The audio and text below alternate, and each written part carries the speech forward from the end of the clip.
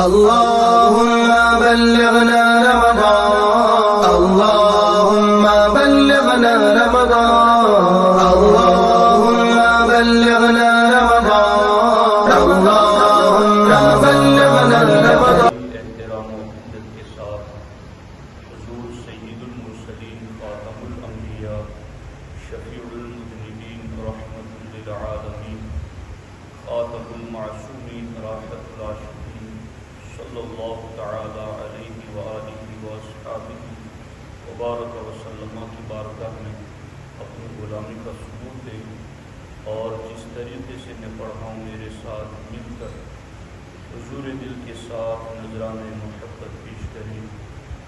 الصلاۃ والسلام علیک یا رسول اللہ،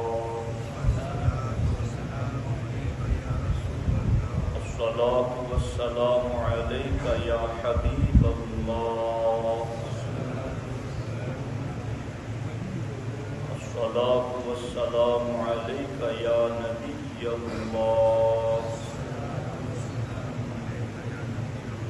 وعلى آلك وأصحابك يا نور الله صلى الله تعالى عليه وسلم۔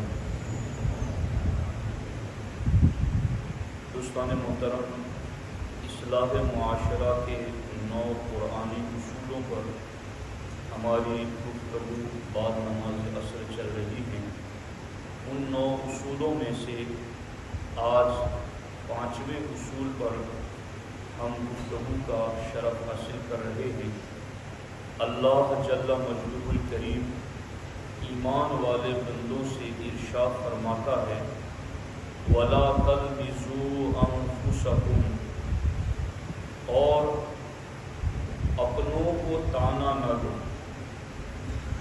اور اس کا ایک دوسرا ترجمہ یہ بھی ہے وَلَا تَلْمِزُوا أَنفُسَكُمْ، کہ خود کو تانا نہ دو، چونکہ تانا دینے سے اور کسی کا عیب بیان کرنے سے انسان کے اندر نفرت، عداوت اور دشمنی کا جذبہ پیدا ہوتا ہے، اور پھر آگے وہ نفرت بڑھتی چلی جاتی ہے اور وہ کئی خطرناک روپ اختیار کر لیتی ہے۔ اس لیے اسلام نے اپنے ماننے والوں کو حکم دیا ہے کہ اپنوں کو تانا نہ دو۔ اس سلسلے میں وَلَا تَلْمِزُوا میں جو لفظ ہے اللمز،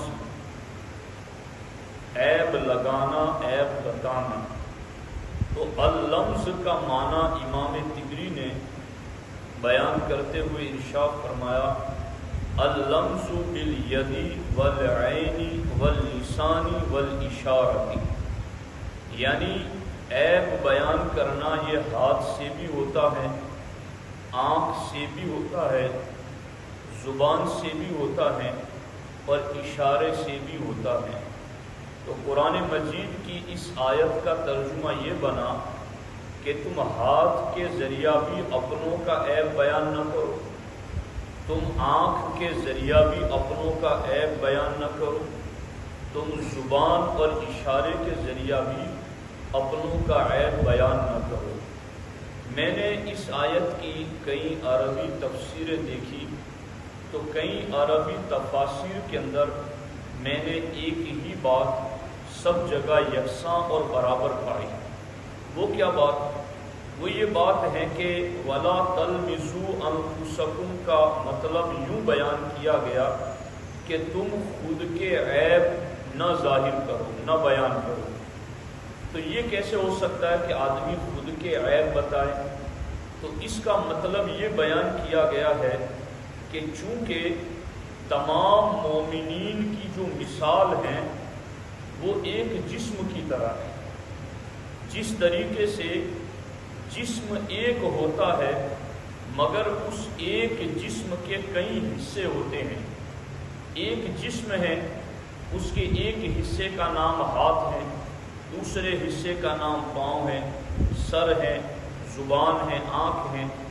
جسم ایک ہی ہیں مگر اس ایک جسم کے حصے الگ الگ ہیں، اور ان تمام حصوں کے کام بھی الگ الگ ہیں، نام بھی الگ الگ ہیں، اور شکل اور صورت بھی الگ الگ ہے۔ کہ جسم ایک ہیں مگر تمام اعضاء کے نام جدا، کام جدا، اور سب کی شکل اور صورت بھی جدا۔ ہمارے آقا علیہ السلام نے فرمایا، اے میرے غلاموں، ایمان اور میری محبت کے رشتے کی وجہ سے جس طرح تمہارے ایک جسم کے تمام اعضاء ایک جسم کے ہیں، اسی طریقے سے میرا ہر غلام ایمان اور محبت رسول کے واسطے سے وہ ایک جسم ہی کی طرح ہے، ایک جسم کی طرح ہے۔ حدیث پاک سنیے، اللہ کے رسول علیہ السلام ارشاد فرماتے ہیں، تَرَى الْمُؤْمِنِينَ فِي تَرَاحُمِهِمْ وَتَوَادِّيهِمْ وَتَعَاطُفِهِمْ كَمَثَلِ الْجَسَدِ۔ اللہ کے رسول علیہ السلام فرماتے ہیں کہ ایمان والوں کو تم دیکھو گے کہ ایک دوسرے پر رحم کرنے میں، ایک دوسرے سے محبت کرنے میں، اور ایک دوسرے پر مہربانی کرنے میں کمثل الجسد، ایک جسم کی طرح ہوں گی۔ کہ ایمان والے محبت کرنے میں، مہربانی کرنے میں اور رحم کرنے میں ایک جسم کی طرح ہوں گے۔ تو ایک جسم کی کیا مثال ہوتی ہے؟ وہ کیسے آپس میں ایک دوسرے پر رحم کی مثال میں فٹ ہوتا ہے؟ تو ہمارے آقا علیہ السلام نے کتنی بہترین مثال دی۔ سرکار نے فرمایا، اذا اشتکا عضوا تداعى له سائر الجسد بالسحر والحمى۔ اللہ کے رسول علیہ السلام ارشاد فرماتے ہیں، تم دیکھتے نہیں ہو کہ جب ایک جسم کو کوئی شکایت ہوتی ہے، ایک جسم بیمار ہوتا ہے، تداعى له سائر الجسد بالسحر والحمى، تو جسم کا ایک حصہ اور ایک عضو تکلیف میں ہوتا ہے تو سارا جسم ہی بے چین ہو جاتا ہے، سارے جسم ہی کو بخار آ جاتا ہے، سارا جسم ہی بے قرار اور بے چین رہتا ہے۔ اور دوسری حدیث میں ہمارے آقا علیہ السلام نے ارشاد فرمایا، المؤمنون کرجل واحد، کہ ایمان والے ایک شخص کی طرح ہیں، اذا اشتکا عینہ اشتکا کلہ، کہ ایک شخص کی آنکھ میں اگر درد ہوتا ہے، اشتکا کلہ، تو پورا جسم ہی بے چین ہو جاتا ہے۔ وَإِنِ اشْتَكَى رَأْسُهُ اشْتَكَى كُلُّهُ، اور اگر کسی ایک شخص کا سر درد کر رہا ہوتا ہے تو پورا جسم ہی بے قرار ہو جاتا ہے۔ اب سرکار کے اس فرمان کا مطلب سمجھو۔ ہمارے آقا علیہ السلام فرماتے ہیں، تمہارے میں سے کسی شخص کا جسم لے لو تو اس جسم کا معاملہ یہ ہے کہ اس کے اعضاء پارٹس جدا جدا ہے، سب کے نام جدا، سب کے کام جدا، سب کی شکل اور صورت جدا۔ آنکھ کی الگ شکل ہے، اس کا کام الگ ہے، اس کا نام الگ ہے۔ کان کی شکل الگ ہے، اس کا کام الگ ہے، اس کی شکل و صورت الگ ہے۔ ہاتھ پاؤں نام الگ ہے، کام الگ ہے، شکل و صورت الگ ہے۔ لیکن سرکار فرماتے ہیں، کیا تم دیکھتے نہیں ہو کہ ان کی شکلیں، نام، کام سب جدا ہے، مگر کسی ایک کو تکلیف ہوتی ہے تو ہر ایک بے چین ہو جاتا ہے، ہر ایک بے قرار ہو جاتا ہے، ہر ایک کو نیند نہیں آتی۔ سرکار فرماتے، میرے غلاموں، میں نے اپنی غلامی کی نسبت سے پوری دنیا کے ایمان والوں کو ایک جسم کی طرح بنا دیا ہے۔ پوری دنیا کے مسلمان ایک جسم کی طرح۔ یہی تو وجہ ہے کہ اگر کسی ملک میں زلزلہ آتا ہے، کسی ملک میں ظلم ہوتا ہے، تو پوری دنیا کے مسلمان بے چین ہو جاتے ہیں، ان کی مدد کرتے ہیں، ان کے لیے دعائیں کرتے ہیں، ان کو اپنے دکھ سکھ میں شریک سمجھتے ہیں۔ تو اللہ کے رسول علیہ السلام کا فرمان سچ ہے اور نظر بھی آ رہا ہے کہ یہ سرکار نے فرمایا، ایمان والے ایک جسم کی طرح ہیں۔ اب میں یہاں پر ایک بڑی دکھتی ہوئی بات عرض کرنا چاہتا ہوں، جس کو حکیم الامت مفتی احمد یار خان نعیمی علیہ الرحمہ نے فرمایا کہ ہاں، جسم کے کسی ایک حصے کو تکلیف ہو تو باقی جسم بے چین ہو جاتا ہے، مگر یہ اس وقت ہوتا ہے جب جسم میں جان ہو۔ اگر وہ جسم مردہ ہو جائے تو پھر اس کے کسی بھی حصے کو تم چوٹ لگاؤ، دوسرے حصے کو کچھ فرق نہیں پڑتا۔ تو اب ہمیں دیکھنا ہے کہ کیا ہم مردہ ہیں یا زندہ ہیں. اگر زندہ ہیں تو پھر ہمیں کسی بھی مومن کو تکلیف پہنچے، اس کو عیب لگایا جائے، اس کے اندر کسی بھی طرح کی کوئی تکلیف ہو، تو پھر زندہ ہے تو درد ضرور ہوگا، زندہ ہے تو رحم ضرور ہوگا، زندہ ہے تو اس پر مہربانی ضرور ہوگی. اس لیے کہ جسم کے حصوں کے نام جدا، کام جدا، شکلیں جدا، مگر جسم میں جان ہے تو آنکھ کو تکلیف ہوگی تو پورا جسم بے چین ہو جائے گا. اسی طرح سے مسلم معاشرے کے اندر اگر روحانی جان موجود ہے تو کوئی ایک مومن بھی تکلیف میں ہوگا، دوسروں کو اس کا احساس ہوگا. اسی بات کو نظر میں رکھتے ہوئے قرآن نے کہا وَلَا تَلْمِزُوا أَنفُسَكُمْ، تم اپنے مومن بھائی کو جدا کہاں سمجھتے ہو؟ اس کا عیب بیان کر رہے ہو تو تم خود اپنا عیب بیان کر رہے ہو. وَلَا تَلْمِزُوا أَنفُسَكُمْ، خود کا عیب بیان نہ کرو، کیونکہ ایک جسم کی طرح سرکار نے تمہیں کر دیا ہے. تو آپ غور کریں، یہ اسلامی فلسفہ اور یہ اسلامی سوچ ہے. اب ایک طرف اس اسلامی تعلیمات کو دیکھیں، دوسری طرف ہم اپنے آپ کو دیکھیں. تو اگر ہم مر نہیں گئے ہیں تو پھر نزا کے قریب تو لگتے ہیں، سکرات میں لگتے ہیں، کیونکہ احساس اگر نہ ہو کہ جسم میں پاؤں میں ٹھوکر لگ جائے اور آنکھ میں آنسو نہ آئے، زبان سے آہ نہ نکلے، ہاتھ اس کی مرہم پٹی نہ کرے، تو پھر لگتا ہے کہ یہ جسم کیوں حرکت نہیں کر رہا ہے. تو دوستان محترم، یہ قرآن میں کہا گیا وَلَا تَلْمِزُوا أَنفُسَكُمْ، اپنوں کے عیب بیان نہ کرو. اور دوسرا ترجمہ یہ کہ خود اپنے عیب بیان نہ کرو. اب اس سلسلے میں احادیث پاک اور دیگر کئی اشارات اس سلسلے میں نظر آتے ہیں.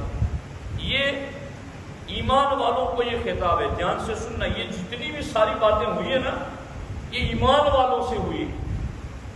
باقی اگر کوئی ایمان والا نہیں ہے تو اس کے عیب تو خود قرآن نے بیان کیا.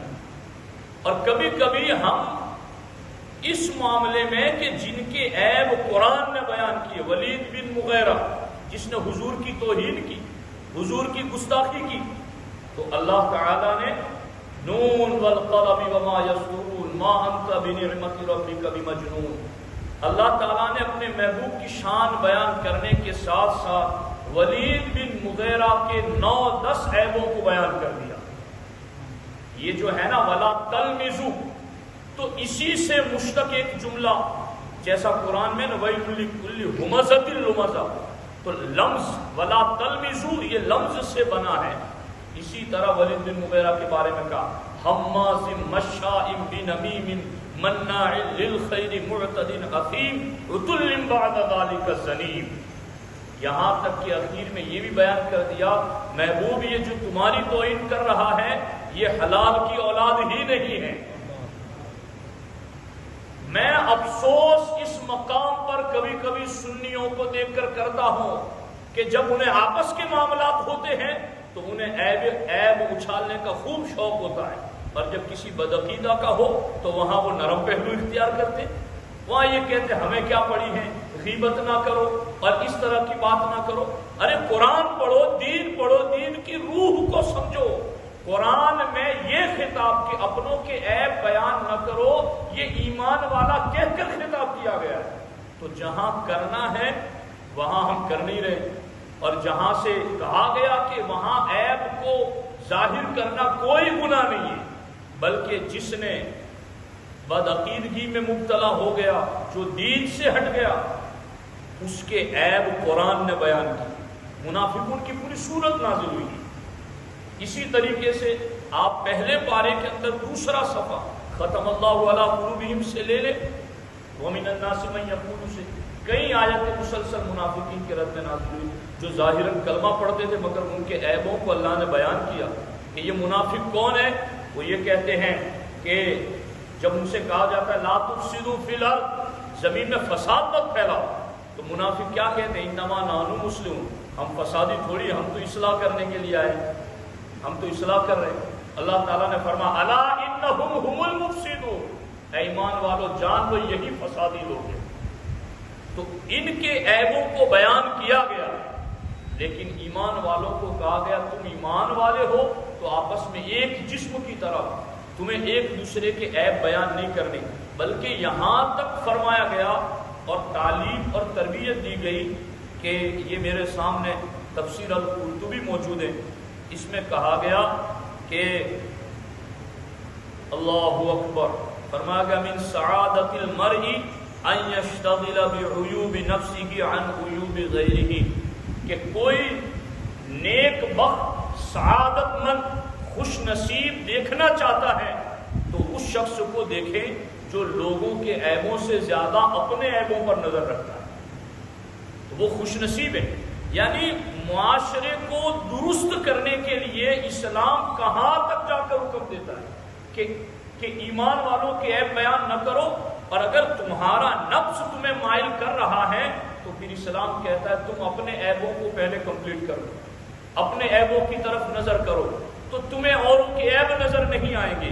ہمارے آقا علیہ السلام نے اس مقام پر یہ بھی فرمایا، اذا اللہ کے رسول علیہ السلام نے ارشاد فرمایا یبصر احدکم القضاء فی عین اخیہ ویدعو الجزء فی عینہ، سرکار فرماتے ہیں لوگوں میں کوئی وہ ہوتا ہے جسے اپنے بھائی کی آنکھ میں تنکا پڑا بھی نظر آ جاتا ہے اور اپنی آنکھ میں پڑا ہوا شہتیر نظر نہیں آتا۔ یہ سرکار فرما رہے ہیں۔ اب یہ سرکار ہم سب کو، یعنی یہ میں اپنے دل سے بھی مخاطب ہو رہا ہوں، یہ سرکار ہم سب کو کہہ رہے ہیں، کیوں؟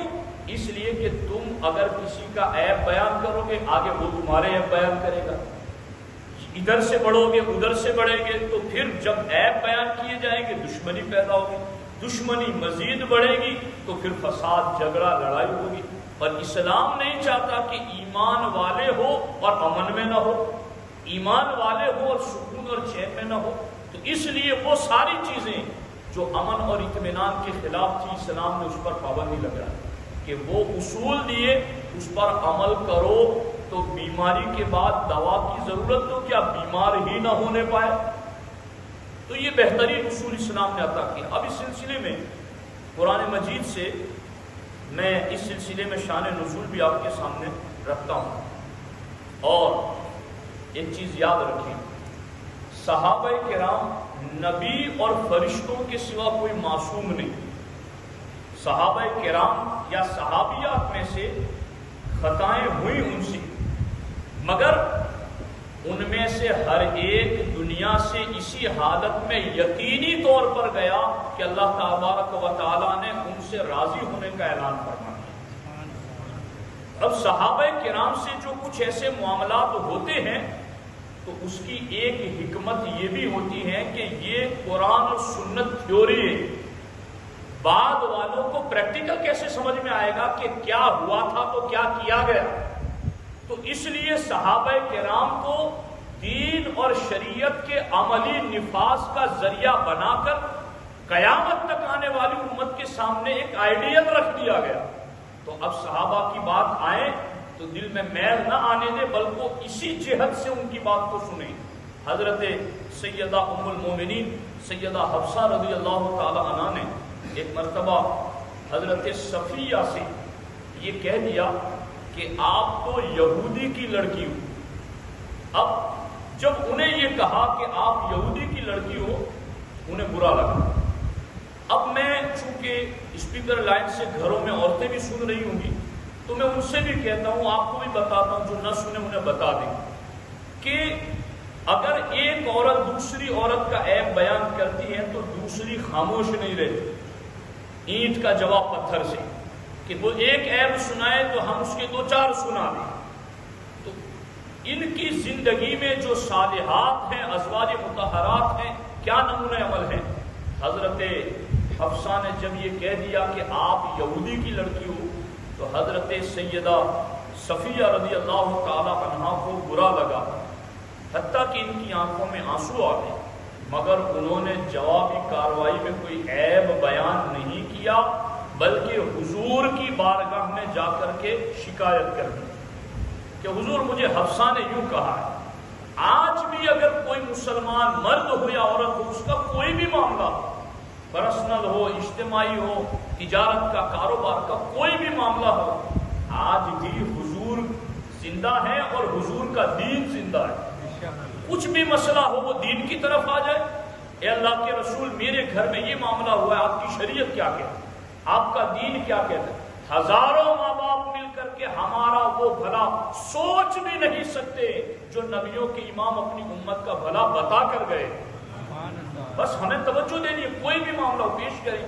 حضرت سیدہ صفیہ نے روئی، برا لگا، مگر جوابی کاروائی میں لان تان نہیں کیا، بلکہ حضور کی خدمت میں شکایت درج کی۔ تو ہمارے آقا علیہ السلام نے کیا فرمایا؟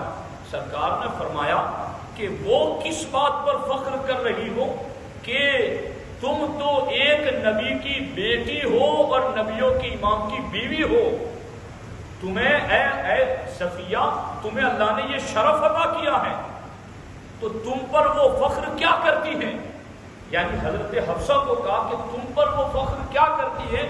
فخر تو تمہارا ہے کہ تم ایک نبی کی اولاد میں ہو اور آخری نبی کی بیوی ہو، تو یہ شرف اللہ نے تمہیں عطا کیا۔ اس طرح سرکار نے انہیں تسلی دی، اور اس کے بعد سرکار نے حضرت حفصہ سے بھی کہا، حفصہ سے فرمایا حفصہ اللہ سے ڈرتی رہو، اللہ سے۔ تو آپ دیکھ رہے ہیں کہ یہ ہم کتنے خوش نصیب، کتنے سعادت مند ہے، خدا کی قسم۔ اگر یہ باتیں لکھی لکھائی نہ ہوتی تو ہم کہاں تلاش کرتے؟ ہم زندگی جینے کا سلیقہ کس سے سیکھتے؟ یہ دین سب کچھ روشن، سرکار فرماتے ترکتکم علی ملت بیضاء لیلھا کنہارھا، اے میری امت میں تمہیں ایسا روشن دین دے کر جا رہا ہوں جس کی راتیں بھی اتنی چمکتی ہیں جتنا دن چمکتا ہے۔ جہاں تم رہنمائی ڈھونڈو گے میرا دین تمہاری رہنمائی کرے گا۔ کوئی تمہاری زندگی سے موت تک اور موت کے بعد سے لے کر قیامت تک کوئی ایک لمحہ ایسا نہیں ہوگا کہ تم میرے دین سے سوال کرو اور میرا دین تمہاری رہنمائی نہ کرے۔ میں نے ایسا کامل دین تمہیں دے دیا اور کیا، اس لیے لا تلمزوا انفسکم، اپنوں کے عیب بیان نہ کرو۔ اس سلسلے میں ہمارے آقا علیہ السلام نے ارشاد فرمایا بہت لان تان کرنے والے قیامت کے دن نہ گواہ ہوں گے نہ شفیع ہوں گے۔ یہ گواہ آپ جانتے ہیں، دوسرا پارہ ابھی بچوں نے تراویح میں چند دنوں پہلے پڑھا، وَكَذَلِكَ جَعَلْنَاكُمْ أُمَّةً وَسَطًا لِتَكُونُوا شُهَدَاءَ عَلَى النَّاسِ۔ اللہ فرماتا ہے محبوب تمہاری امت کو ہم نے ایسی خیر والی بنایا ہے کہ قیامت کے دن نبیوں کی گواہی تمہاری امت دے گی۔ اگلے نبیوں کی امتیں ان نبیوں کو جھٹلائے گی کہ نہیں انہوں نے یا اللہ تیرا پیغام ہم تک نہیں پہنچایا، اگلے نبی کہیں گے کہ ہم نے پہنچایا۔ پوچھا جائے گا گواہ لاؤ، کہا گواہ امت مصطفیٰ ہے۔ تو جو لان تان کرے گا اس گواہی کی لسٹ سے خارج ہو جائے گا۔ حضرت عیسیٰ کے ساتھ رہنے والے حواری جنہوں نے کتنا ساتھ دیا حضرت عیسیٰ کا، کتنا بڑا مرتبہ پایا، مگر وہ ساری عبادتیں کرنے کے بعد انہوں نے کیا کہا اللہ کی بارگاہ میں؟ فَاكْتُبْنَا مَعَ الشَّاهِدِينَ، اے اللہ ہم نے زندگی بھر نیکیاں کی، اجر تجھ سے اتنا مانگتے ہیں کہ جو گواہ امت آئے گی ہمیں بھی اس امت میں شامل فرما دے۔ تو گواہ والو تمہاری گواہی بڑی ویلیو رکھتی ہے۔ تو لان تان کرنے والا اس دن گواہی کی لسٹ سے خارج ہو جائے گا، نہ شفیع ہوگا، یعنی اس کو سفارش کا حق بھی نہیں دیا جائے گا۔ دوستان محترم آپ دیکھیں اب اس سلسلے میں باتیں اور بھی بہت ساری ہیں، مگر وقت کی گنجائش کے اعتبار سے میں ان باتوں کو یہاں چھوڑ رہا ہوں۔ ایک حدیث شریف صرف عورتوں کے لیے، چونکہ یہ وصف عام طور پر عورتوں میں زیادہ پایا جاتا ہے۔ حضرت سیدنا ابو ہریرہ سے روایت ہے کہ ایک شخص نے عرض کیا یا رسول اللہ صلی اللہ علیہ وسلم فلاں عورت کی نماز، روزے اور صدقات کے زیادہ ہونے کا خوب چرچا ہے، وہ نمازیں خوب پڑھتی ہیں، روزے صدقے خوب دیتی ہے، لیکن اپنے پڑوسیوں کو زبان سے ستاتی ہے، انہیں تانا دیتی ہے، برا بھلا کہتی ہے۔ ہمارے آقا نے فرمایا وہ جہنمی عورت، اور پھر کہا کہ حضور فلاں عورت نماز، روزے اور صدقات میں بہت زیادہ نہیں ہے، البتہ وہ پنیر کے کچھ ٹکڑے ہی صحیح مگر وہ خیرات کرتی ہے اور اپنی زبان سے پڑوسیوں کو تکلیف نہیں دیتی ہے۔ تو سرکار نے فرمایا وہ جنتی عورت. ان فرامین کو سنیے، عمل کیجیے تاکہ ایک خوشحال مطمئن زندگی ہمیں میسر آ سکے. اللہ تبارک و تعالیٰ عمل کی